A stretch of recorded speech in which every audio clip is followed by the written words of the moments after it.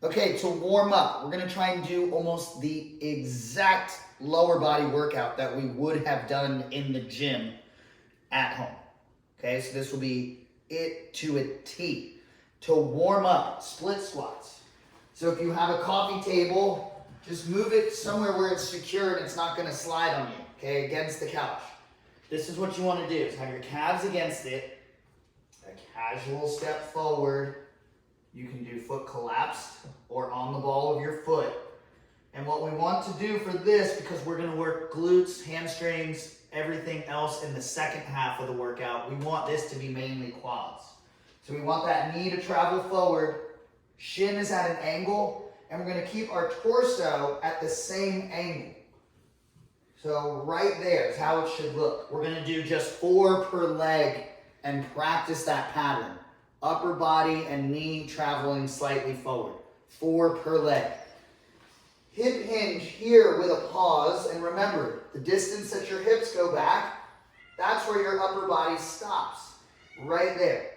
Okay, we'll do side lunges to open up the hips, and then some jumping jacks here just to kind of wake ourselves up. Okay, now how this would have worked for Thursday's routine in the gym is we would have done between 6 and 10 split squats per leg, because legs are a lot stronger, they can handle more load. So we wouldn't do 6 to 12, we would keep those reps down a little bit. So 6 to 10, but here's the thing, at home, unless we have weight, that's not really gonna work. So if you have weight and you can make the intensity line up with 6 to 10, go for it, okay? If you don't have weight, we have to bump the reps way up to get enough out of it. So weights, 6 to 10 is great if it lines up. If it doesn't, body weight, weak leg first. Remember, you're gonna travel knee over the toe and torso at the same angle. And what we're gonna aim for is enough reps where you feel that form's gonna break. Some people it might be 15, others it might be 20. But without weight, if we wanna get the same effect, reps have to shoot way up. So whatever that takes per leg, and we're gonna do that for 4 full rounds. Okay, this bottom part, what we would have done in class is 30 seconds of work with 45 off. Because the legs can work a lot harder. We would need a little extra time than we did for upper body to recover between sets. So if you have a timer, 30 on, 45 off. If you don't, just try and keep the reps at about 12, okay? Here's what we're gonna do. You're gonna rotate, and we're gonna try and get 3 full rounds. In the warm-up, we got these quads, and we did quads there. So now we wanna work glutes and a little bit of hamstrings. Here's how we're gonna do it. If you have dumbbells, hold them. If you don't, reps have to come way up. Okay, so dumbbells would be 12, or use the timer. If you don't have either of those, reps gotta skyrocket. Okay, and here's how it should look. We're gonna take a bigger step back. We're gonna keep our knee behind our toe, lean in, and we're gonna come up at that slant. See, like I'm on an escalator.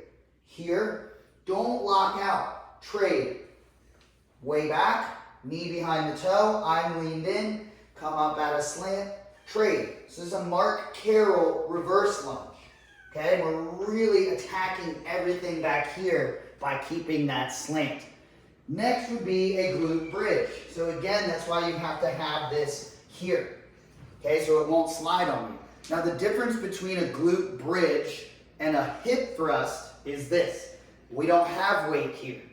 So we need to compensate and make it more challenging to line up. So here, a hip thrust is this.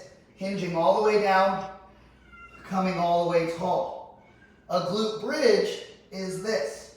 Here, slight dip, up and squeeze. Slight dip, up and squeeze. Okay, again, if you have a timer, 30 seconds of that. It keeps constant tension on the glutes. If you have weights, you can put it on your lap.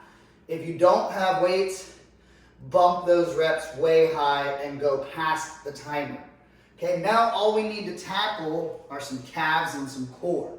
So you have calves, you can do that any number of ways. Grab your kid, put them on your shoulder, and come up slow and pause and back down, okay? We're gonna try 3 sets. You're gonna work your footing a different way each time. Now for core work, we are gonna do a low leg lift, which keeps tension on the core the whole time. Here, and we're just gonna do a low leg lift, or some people call it a dolphin kick, here to here. Okay, just that high and down. Lots of tension on the core. This last part, you can use dumbbells if it's easier on your wrist, or here, hips as high as you can get them, and we're gonna alternate slowly kicks in a reverse plank. A harder version would be here, hips high, legs straight. Okay, 3 rounds of that bottom part, timer or not, weighted or not, you know what to do.